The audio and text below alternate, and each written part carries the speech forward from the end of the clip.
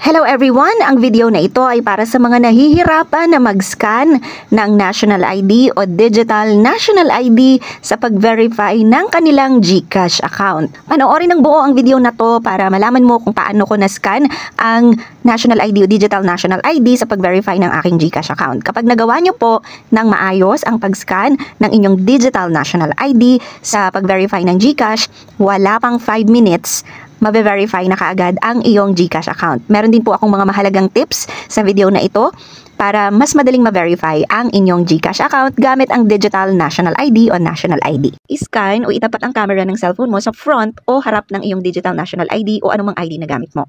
Kung Digital National ID ang gamit, i-scan ang harap na screenshot ng Digital National ID na nakasave sa ibang cellphone. Kung napapansin nyo po, may kulay white na border sa camera. Ito po yung mga kulay white na yan.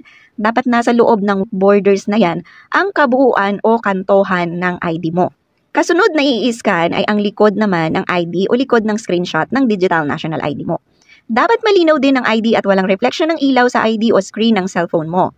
May lalabas po na maliit na check sa gitna kapag na-capture na ang picture ng ID mo.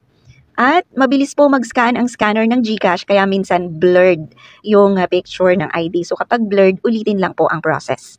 Ang next ay selfie. Maliwanag po dapat ng paligid at kahitsura o kamukha mo o hindi nalalayo ang hitsura mo ngayon sa hitsura mo sa picture na nasa ID na ginamit mo. So, if hindi mo nakamukha ngayon yung hitsura mo sa picture mo na nasa ID, may possibility na ma-reject yan.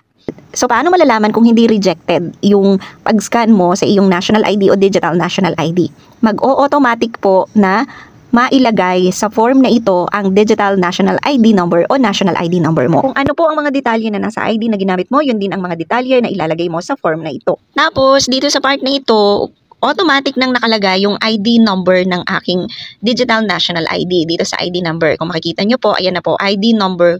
Automatic nang nakalagay dyan kung tinanggap ng GCash yung ID mo, yung pagkakascan mo ng ID mo. If hindi mag-automatic na lumabas sa Digital ID number, ang ID number mo, i-type lang ang mga number na nasa taas ng picture mo sa National ID o Digital National ID mo.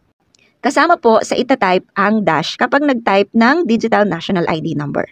Dahil na-scan ko ng maayos ang aking Digital National ID at tugma ang aking itsura, pati ang mga information na nilagay ko sa GCash verification tugma sa lahat ng mga nasa ID ko, mabilis lang po akong na-verify sa GCash. Naka-receive na po ako after 5 minutes ng confirmation na verified na ang aking GCash account.